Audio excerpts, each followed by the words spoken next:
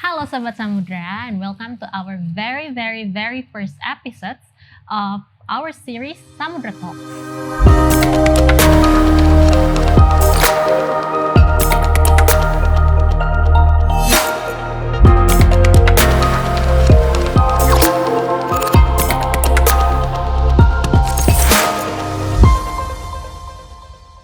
Hari ini kita bakalan ngobrol banyak banget, ringan tapi berisi sama salah seorang figur yang menurut aku personal nih, he's a very knowledgeable person, very smart person. Beliau saat ini juga menjabat sebagai Head of Samudra Indonesia Research and Initiatives and juga menjabat sebagai Direktur dari Samudra Konsultan Indonesia. Halo Pak Ibra. Halo Mbak Selamat Caca. datang di Samudra Talks. Apa Terima kabar kasih. Pak? Alhamdulillah baik. Senang loh hari ini akhirnya bisa ngobrol-ngobrol sama Pak Ibra lagi. Dengan senang hati. Pak, hari ini kita mau ngobrol seputaran shipping industry. Industri pelayaran, kalau ditanya apa sih, aduh kok kayaknya berat banget ya, kok serius banget gitu. It's such a very sophisticated topics katanya gitu. Padahal sebenarnya kalau diruntut ke belakang, shipping industry ini sebenarnya punya peran penting terhadap apa yang ada di kehidupan kita sehari-hari gitu. Bisa nggak sih Pak jelasin secara sederhana, secara simple biar orang tuh ngerti apa sih peran pentingnya si shipping industry ini di dalam kehidupan kita sehari-hari gitu? Ya, pertama terima kasih atas undangan yang diberikan. Shipping industry itu hampir seperti urat nadi ya dalam kehidupan manusia begitu.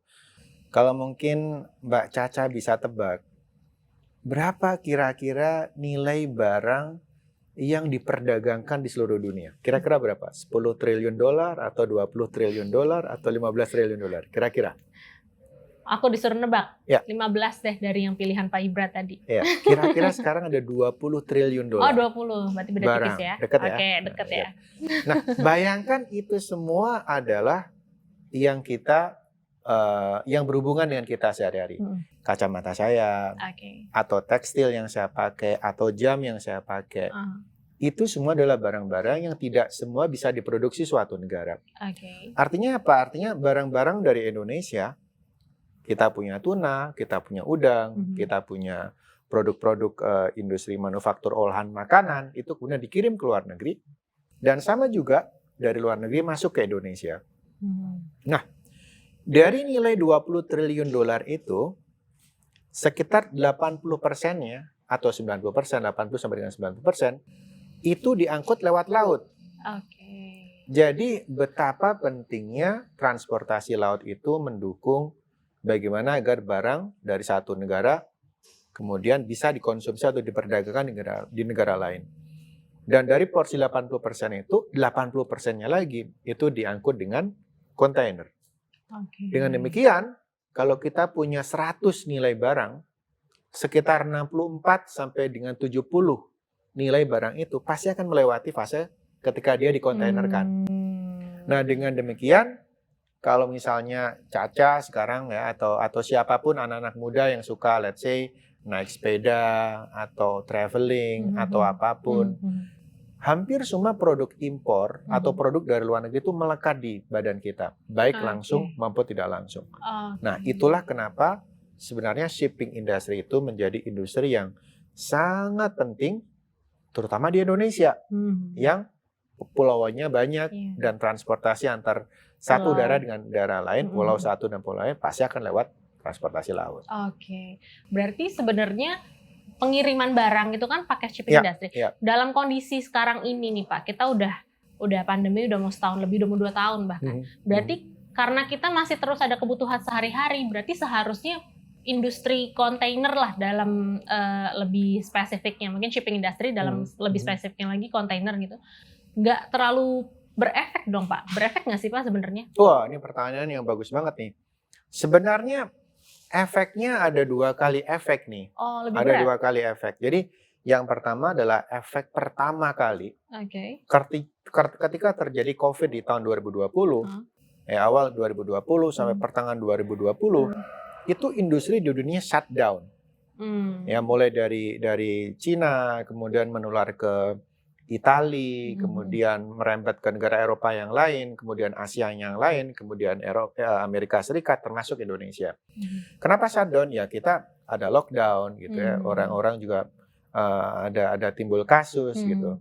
Nah, ketika timbul terjadi penurunan industri, aktivitas industri, otomatis jumlah kargo yang diangkut menjadi menurun. Awalnya. Nah, terus kemudian apa yang dilakukan oleh operator kontainer ya, kita menyebutnya kalau di bahasa shipping kan mainline operators ya, MLO. Yang mereka lakukan pertama adalah mengenali apa yang terjadi saat ini. Bahwa kargonya itu ternyata makin lama makin menurun. Ya, terutama di awal-awal tahun 2020. Nah, sekarang saya tanya ke Caca. Kalau misalnya Caca harus ngangkat barang, ya, misalnya ngangkat barang dari, let's say dari Semarang ke Jakarta gitu ya, terus punya 10 truk, kemudian kargonya turun, kira-kira jumlah truk yang dioperasikan gimana? Ya turun dong. Diturunkan. Biar cost-nya turun. Kalau enggak kan kita bakal at some point akan bawa kargo kosong, ya. Akan bawa kargo kosong dari satu tempat ke tempat yang lain. And that exactly happen di MLO besar. Ya, begitu tahu bahwa ini kalau kargonya hanya sebesar ini ya, kalau di industri itu kita indikatornya namanya PMI, Purchasers Managers Index. Jadi kira-kira 3 bulan ke depan, 4 bulan ke depan itu kita bisa lihat dari sekarang, dari sentimen perusahaan. Jadi begitu PMI, kita misalnya PMI-nya drop, shipping bakal mikir, waduh 3 bulan ke depan nggak ada kargo yang diangkat nih. Makanya mereka mengurangi kapasitas dan jumlah kapal yang beroperasi.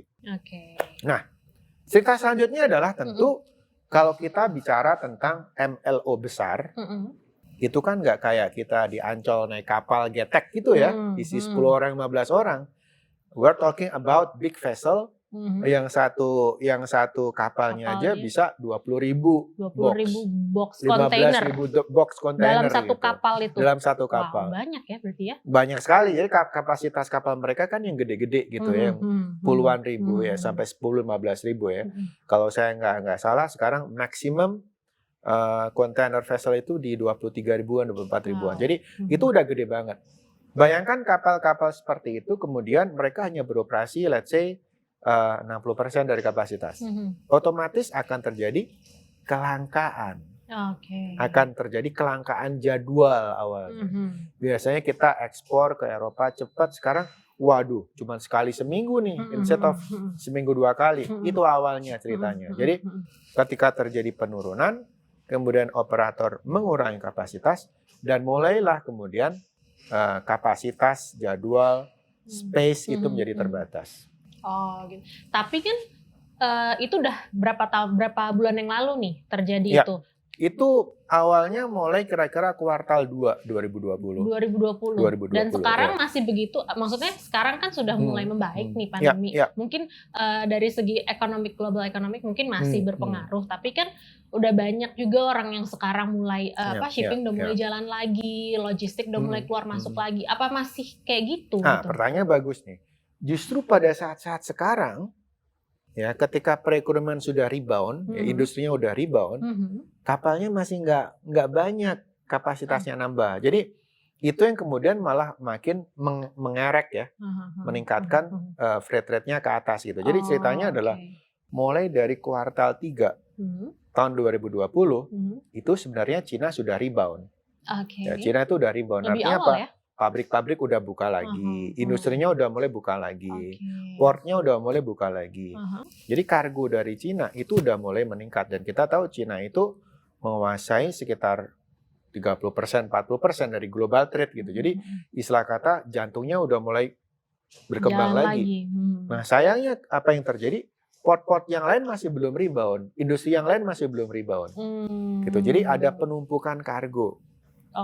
Penumpukan kargo gitu ya, dan apalagi masuk di kuartal 4 2020 itu mulai ada masuk ke Christmas, kemudian Chinese New Year di Januari 2021 gitu. Jadi itu yang kemudian menyebabkan demand dari kargonya meningkat dengan besar, sementara kapasitasnya nggak terlalu meningkat. Gitu. Itu yang alih-alih dia menurunkan freight, makin meningkat lagi freightnya.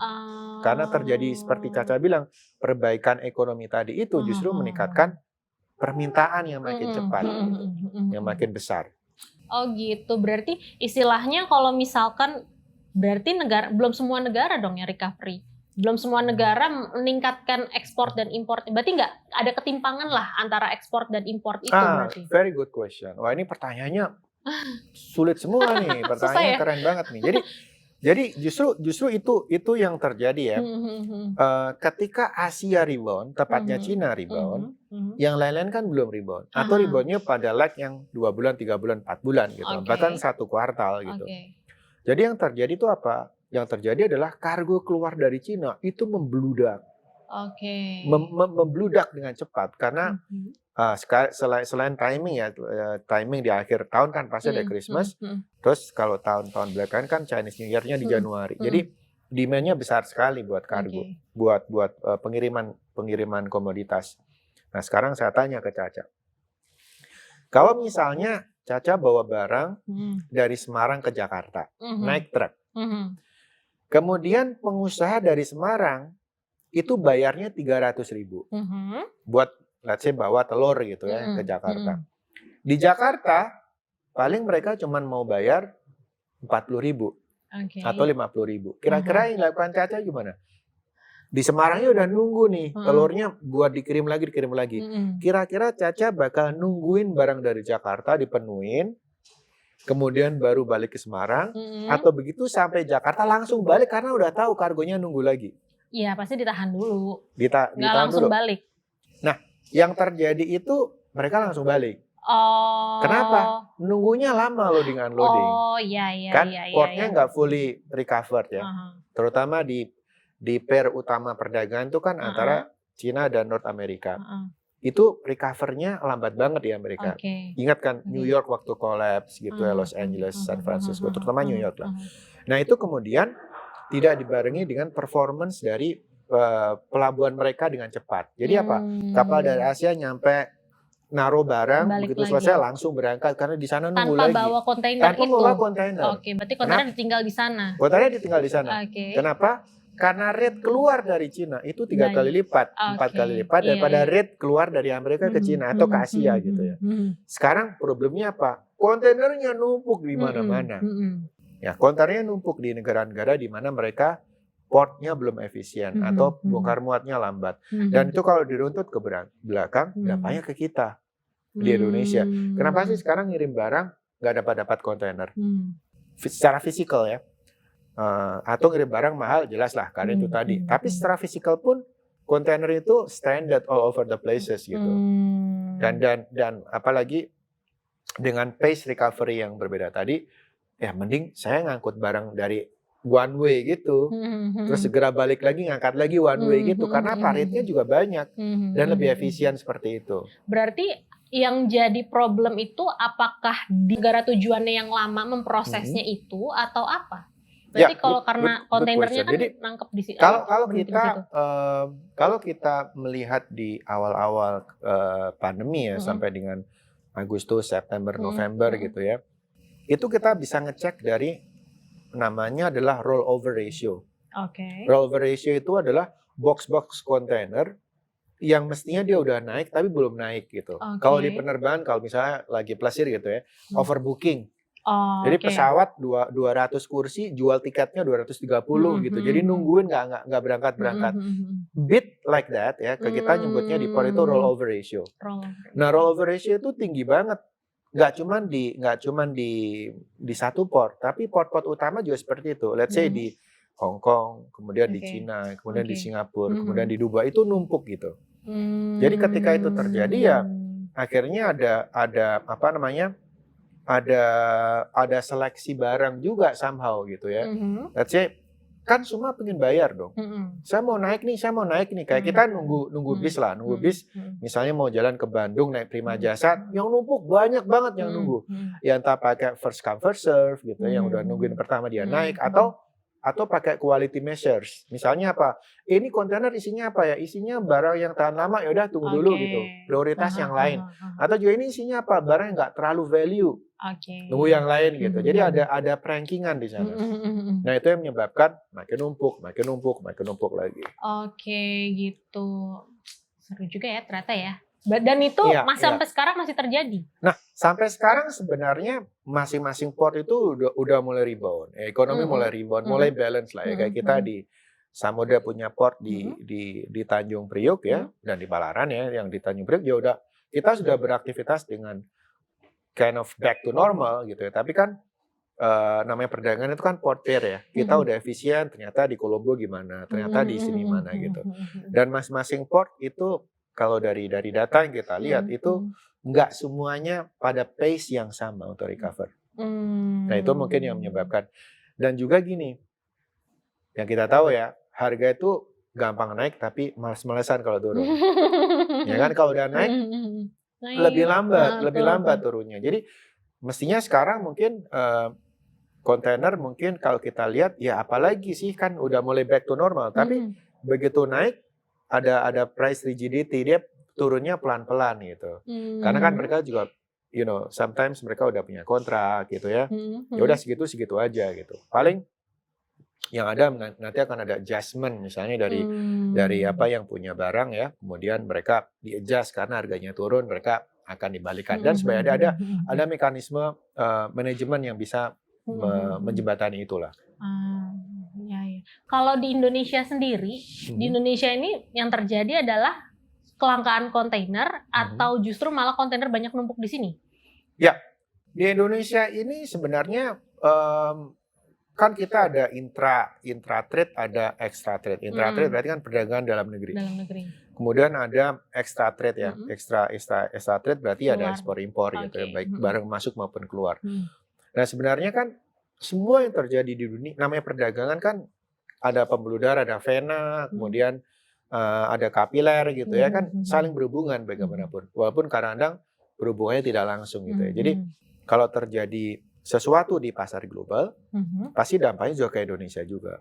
Nah, yang terjadi sekarang adalah terutama untuk tujuan ekspor, itu kita akan kesulitan untuk mendapatkan kontainer, baik itu fisikal maupun space-nya. Untuk ekspor ya, untuk perdagangan internasional lah. Ekspor dan impor juga gitu. Karena kan kadang-kadang kita tidak sadar bahwa kita punya banyak industri, tapi kadang-kadang industri kita juga masih high dependent terhadap raw materials yang dari negara lain. Jadi kayak kita punya gelas misalnya, terus bahan dasar keramiknya dari impor, atau kita punya baju misalnya, bahan tekstilnya masih dari impor, atau kita punya apapun gitu, bahan kimianya masih dari impor.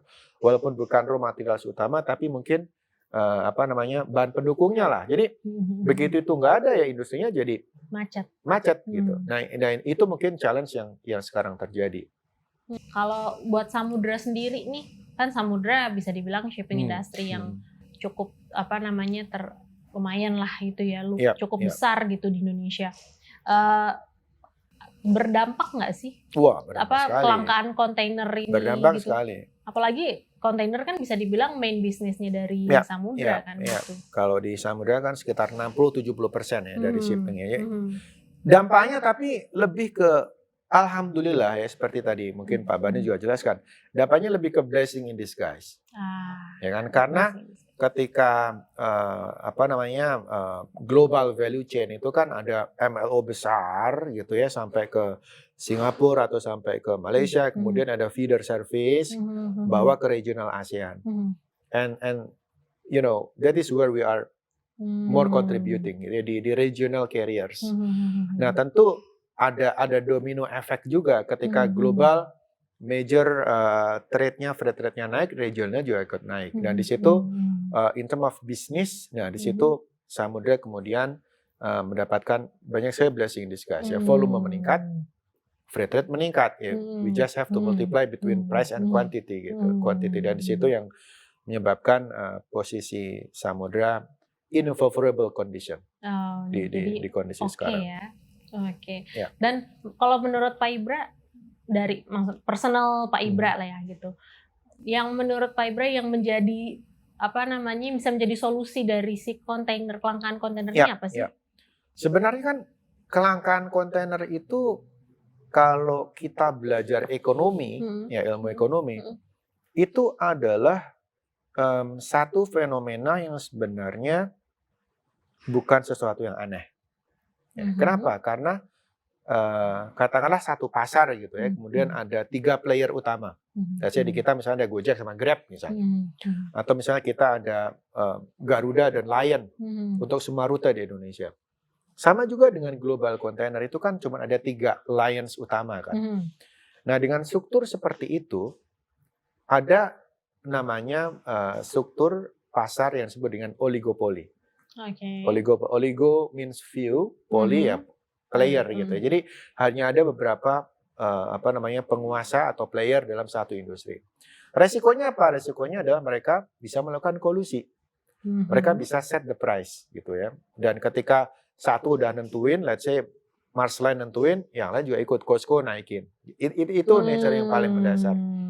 Nah, karena ini adalah purely decision dari MLO, agak sedikit kita yang bisa intervene. Gitu. Itu kan, ya udah MLO maunya begitu gitu ya. Dan seperti tadi latar belakang yang sudah kita jelaskan, jangan lupa bahwa 80% dari global trade itu dibawa lewat laut. 80%-nya itu kontainer. Ya, can you imagine ketika player utama itu kemudian playing dan setting the price, ya otomatis we cannot do anything gitu. Mungkin yang bisa dilakukan pemerintah saat ini adalah di bagian yang sifatnya supporting policies. Let's say gini, kontainer numpuk, kemudian eksporternya telat ngirim barang, kemudian kita mesti bayar demurrage, denda keterlambatan, atau kita mesti bayar ekstra gudang karena nggak keangkut-angkut. Nah, yang di situ pemerintah atau siapapun kalau mau memitigasi masalah itu yang bisa diminimalkan, gitu ya. Itu yang dilakukan di Amerika. Bahkan seperti yang mungkin kita udah baca ya, di Amerika itu levelnya presiden langsung. Ya, jadi kita menyebutnya sebagai Biden Executive Order. Yang tarif lautnya udah nggak bisa diapa-apain tuh. Itu adalah pasar gitu ya. Tapi at least ada campur tangan pemerintah yang di sela-sela itu mereka bisa intervene. Gudang ya udah yang nanggung pemerintah, atau terminal handling ya udah pemerintah gitu ya. Demurrage nggak usah bayar gitu. Nah itu kemudian at least eksporternya akan terbantu. Nah di Indonesia mungkin ini akan menjadi celah ya intervensi pemerintah. Walaupun sekarang sebenarnya pasar juga lagi naik-naiknya nih, demand-nya lagi naik nih. Nah itu yang harus difasilitasi agar ekspor kita makin naik. Gitu. Jangan lupa bahwa kemarin ketika ekonomi Indonesia itu meningkat, yang dianggap sebagai kontributor utama itu adalah ekspor. Ekspornya naik 30%. Nah itu yang harus digenjot semaksimal mungkin sebagai tulang punggung recovery ekonomi Indonesia. Keren ya. Wow. Seru ya ternyata ya. Wah seru banget. Anak muda harus lebih banyak belajar di shipping. Karena apa? Karena kita negara kepulauan nih. Kalau nggak ada yang belajar shipping, gimana kita bisa menjadi sebenarnya tuan rumah di negeri sendiri? Barang dikirim lewat laut itu justru lebih efisien, lebih ekonomis kan ya? Kalau dari segi cost. Lebih ekonomis. Dibandingkan udara dan sebagainya. Ya, kan kalau kapal pesawat terbesar A380 kan paling bisa ngangkat berapa ton gitu ya. Kalau kapal yang besar ya kayak Supramax 53.000 ton atau container vessel 23.000 box itu kan masif sekali gitu. Mungkin nanti ketika kita sudah punya obor One Belt, One Road yang menghubungkan antara Asia dan Eropa dalam satu jalan raya. Nah, mungkin itu ada alternatif. Tapi so far selama belum ada itu ya kontainer masih menjadi, atau sea transportation masih menjadi tumpuan utama transportasi barang dari satu titik ke titik yang lain. Berarti kalau nggak ada transportasi laut bisa-bisa harga semua mahal dong ya? Kolaps. Kayak impor, kayak kita beli buah di yang blueberry import gitu. Misalkan gitu harganya bisa jauh lebih naik dong dibandingkan. Kadang-kadang kita berpikir bahwa kita hanya tergantung barang-barang premium ya, padahal nggak juga gitu. Maksudnya Indonesia kan bundle impornya juga tinggi gitu. Sama juga kita melakukan ekspor ke luar negeri, kita juga banyak impornya. Beras sometimes kita juga impor. Kalau pas waktu panennya nggak pas, gula kita juga impor. Coba gula nggak ada, kita ke Starbucks nggak ada gula gitu kan? Ya kurang sweet kan, kurang sweetener. Jadi itu yang menjadi challenge ke depan ya. Bagaimana kita balancing antara peluang dan kesempatan dan kondisi sekarang yang terjadi. Oh iya sih, aduh. Thank you banget loh Pak Ibra, udah banyak ngobrol Dengan hari ini. hati. Terima kasih untuk ilmu-ilmunya. It was really nice talk to you. Makasih juga buat sobat-sobat Samudra yang udah dengerin obrolan kita hari ini. Kalau misalnya if you guys have any topics in mind, mungkin mau apa yang dibahas minggu depan sama kita, apapun, anything, it's not always about shipping industry. Apapun yang mau kita bahas di sini, boleh cek Instagram kita and drop it in the comment sections. Okay? I'll see you guys in the next episodes, and terima kasih Pak Ibra. Terima kasih Caca. Bye bye. Bye.